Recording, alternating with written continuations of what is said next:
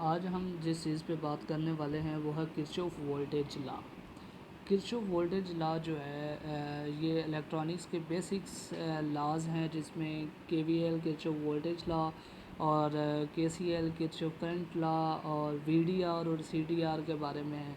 मतलब ये सारी चीज़ें जो हैं वो बेसिक इलेक्ट्रॉनिक्स हैं, इलेक्ट्रॉनिक्स सर्किट्स एनालिसिस में इस्तेमाल होती हैं।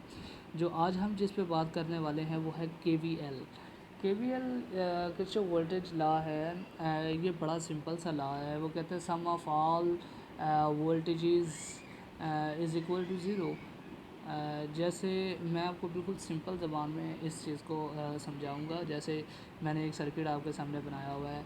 इसमें रजिस्टर R1 है, रजिस्टर R2 है जिसके क्रॉस जो है वोल्टेज V1 है, और V2 है जिसके क्रॉस वोल्टेज R2, और जो मेन वोल्टेज आ रहा है वो 5 वोल्ट है। उसको मैंने नाम दे दिया हुआ है VDD, मतलब बैटरी लगाई हुई है 5 वोल्ट की DC। जैसे देखें मैंने रेजिस्टेंस की वैल्यू नहीं लिखी हुई। आप जो है वो क्योंकि बेसिक कंसेप्ट पे बात कर रहा हूँ तो रेजिस्टेंस की वैल्यू नहीं है। तो देखें आपको ये पता है कि सीरीज़ में करंट सेम रहता है, सीरीज़ सर्किट में करंट सेम रहता है और वोल्टेज जो है वो ड्रॉप होता है। और जबकि आप देखेंगे कि पैरेलल जब रेजिस्टर लगे होते हैं तो जब करंट जो है वो डिवाइड हो जाता है, जबकि वोल्टेज वहाँ उस पॉइंट पे सेम रहती है।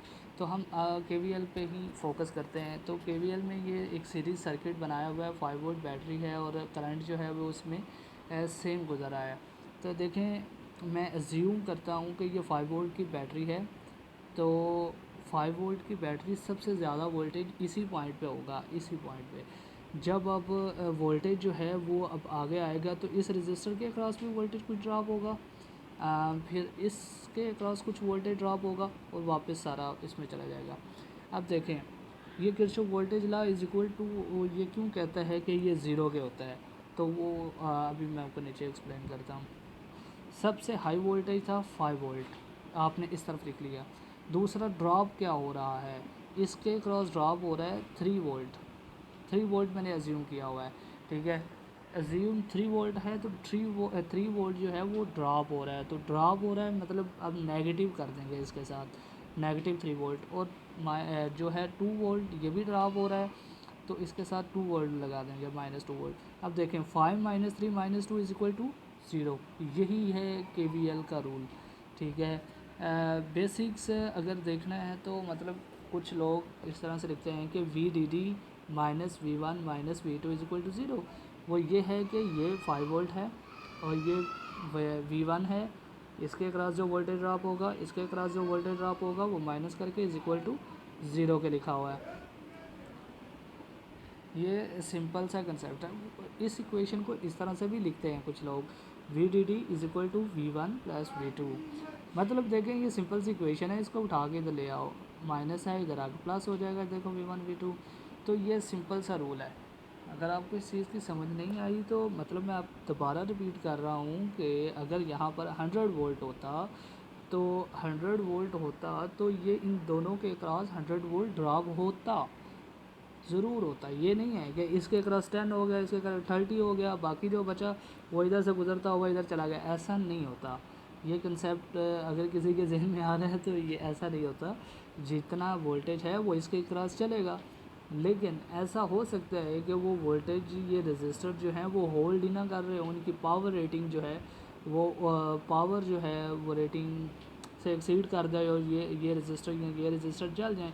तो पावर का फार्मूला आप लोगों को पता है, P is equal to VI, ठीक है। यहाँ P is equal to V square over R, यहाँ P is equal to I square R। ये तीनों जो हैं ये पावर के फार्मूलाज हैं, लेकिन हम यहाँ पर पावर्स को डिस्कस नहीं करेंगे। हम जो है सीधा KVL को ही डिस्कस करेंगे। तो KVL आपको पता चल गया कि मैं एक सिंपल सी एग्जांपल लेता हूँ। एक पानी का पंप है, ये पानी का पंप है 5 वोल्ट का, ठीक है। तो सबसे ज़्यादा तो पानी यहाँ पर होगा ना। तो जैसे जैसे पानी आगे आया यहाँ पर आपने एक नल लगाया जहाँ से तीन तीन कैपेसिटी का यानी कि पानी गुजर रहा है, और यहाँ से 2 का। तो देखें कुल मिला के कितना पानी ख़त्म हो रहा है, 5, और पीछे भी 5 था। तो अगर हम इनको सम करेंगे तो इज़ इक्वल टू ज़ीरो आएगा।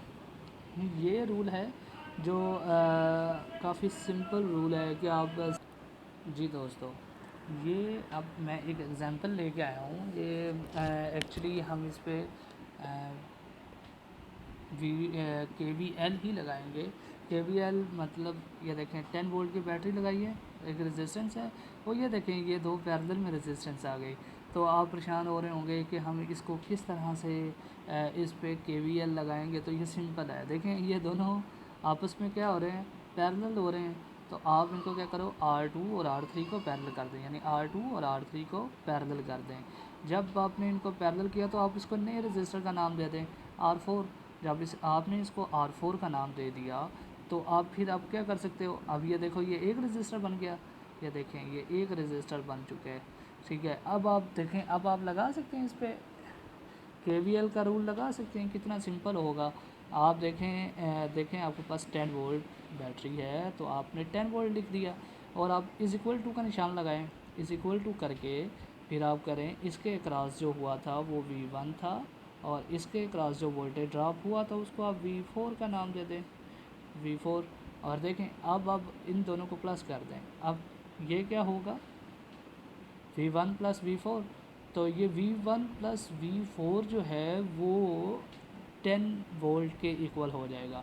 अगर ये 10 वोल्ट के इक्वल हो जाएगा तो आप इसको इस जगह पे लेके जाएंगे तो माइनस कर देंगे, तो माइनस कर देंगे तो ज़ीरो हो जाएगा। तो ये रूल वेरीफाई हो गया कि KVL जो सम ऑफ ऑल जो वोल्टेज ड्रॉप्स हैं वो इज़ इक्वल टू ज़ीरो हैं। तो ये देखें ये रूल जो है, अगर आप इसको थोड़ा सा और सिंपल लिखना चाहें तो आप लिखें 10 volt minus V1 minus V4 is equal to zero. तो अज्यूम करें कि 5 वोल्ट इसके क्रॉस हो रहा था, 5 वोल्ट इसके क्रॉस ड्रॉप हो रहा था, दोनों को प्लस किया कितना हो गया 10 वोल्टेज, और 10 वोल्टेज और 10 वोल्टेज को आपस में माइनस करेंगे तो कितना हो जाएगा 0 वोल्टेज। तो ये था सिंपल रूल KVL का।